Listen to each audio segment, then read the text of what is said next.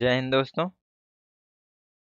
आज हम ये अपने भारतीय राज्य व्यवस्था के अंतर्गत जो हम लोग संवैधानिक निकाय देख रहे थे उसी में हम लोग ये नियंत्रक एवं महालेखा परीक्षक के बारे में देखेंगे। ठीक है, तो इससे रिलेटेड जो प्रश्न है उसको हम लोग को देखना है। ये नियंत्रक एवं महालेखा परीक्षक का हम लोग बहुत अच्छे से इसका स्टडी कर चुके हैं। तो अब इससे रिलेटेड जो किस तरीके से प्रश्न पूछा जाता है उसको हम लोग देखेंगे, प्लस उसको सॉल्व करके भी देखेंगे ताकि हम लोग को ये समझ में आए कि हाँ हम लोग को कितना ये जो टॉपिक है वो अच्छे से तैयारी हुआ है या नहीं हुआ है। ठीक है, तो मैं प्रश्न पढ़ते जाऊंगा, आप उसको सॉल्व करने का प्रयास करेंगे और प्लस एनालिसिस करेंगे कि इस चैप्टर से किस तरीके से प्रश्न पूछा जाता है।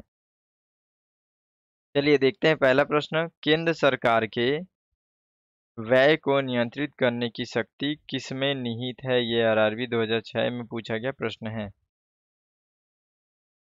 ऑप्शन ए है संसद में, बी है राष्ट्रपति में, सी है नियंत्रक एवं महालेखा परीक्षक में, डी है केंद्रीय वित्त मंत्री में। अगला प्रश्न देखते हैं। निम्नलिखित में वह कौन सा अधिकारी है जो भारत सरकार के वित्तीय लेन देन में लेखाकरण के लिए जिम्मेदार होता है? ये एसएससी 2002 में पूछा गया प्रश्न है। ऑप्शन ए है वित्त सचिव, बी है नियंत्रक एवं महालेखा परीक्षक, सी है लोकसभा अध्यक्ष, डी है भारत का महान्यायवादी। अगला प्रश्न देखते हैं। भारत का नियंत्रक एवं महालेखा परीक्षक यानी कि कैग किसके लिए मुख्य लेखाकार तथा लेखा परीक्षक के रूप में काम करता है? बहुत अच्छे से हम लोग इसको समझे थे। ये एसएससी 2002 में पूछा गया प्रश्न है। देखिए ऑप्शन ए है संघ सरकार के लिए, बी है राज्य सरकार के लिए, सी है संघ तथा राज्य सरकार के लिए, डी है ना तो संघ सरकार के लिए और न ही राज्य सरकार के लिए। अगला प्रश्न देखते हैं। भारत के नियंत्रक एवं महालेखा परीक्षक की नियुक्ति कौन करता है? एसएससी 2013 में पूछा गया प्रश्न है। ऑप्शन ए है लोकसभा, बी है प्रधानमंत्री, सी है राष्ट्रपति, डी है वित्त मंत्री। अगला प्रश्न देखते हैं। निम्नलिखित में से किसके द्वारा भारत के नियंत्रक एवं महालेखा परीक्षक के पद का सृजन किया गया था? ये यूपीपीसीएस 2012 में पूछा गया प्रश्न है। ऑप्शन ए है संसदीय अधिनियम के द्वारा, बी है संविधान द्वारा, सी है मंत्रिमंडल के संकल्प द्वारा, डी है इनमें से कोई नहीं। अगला प्रश्न देखते हैं। भारत के नियंत्रक एवं महालेखा परीक्षक को पद से केवल किसके द्वारा हटाया जा सकता है? देखिए मैं फटाफट प्रश्न पढ़ रहा हूँ। यदि आप सच में बहुत अच्छे से पढ़ें इस चैप्टर को तो मेरे प्रश्न पढ़ते तक आप बहुत इजीली सॉल्व कर लेंगे। ठीक है, तो मैं फास्ट नहीं पढ़ रहा हूँ। अगर आप तैयारी अच्छे से किए हैं, समझ गए हैं चैप्टर को, तो आप तुरंत आंसर निकाल लेंगे कि इसका क्या आंसर होगा। ठीक है, देखिए ये सीएपीएफ में आया हुआ है कि पद से कौन हटा सकता है नियंत्रक एवं महालेखा परीक्षक को।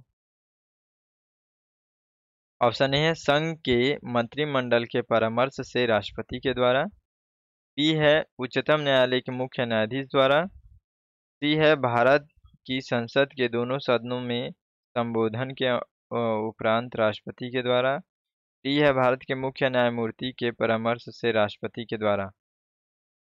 अगला प्रश्न देखते हैं। नियंत्रक एवं महालेखा परीक्षक के द्वारा की गई टिप्पणियों पर कार्यवाही करने की अंतिम जिम्मेदारी निम्नलिखित में से किसकी है?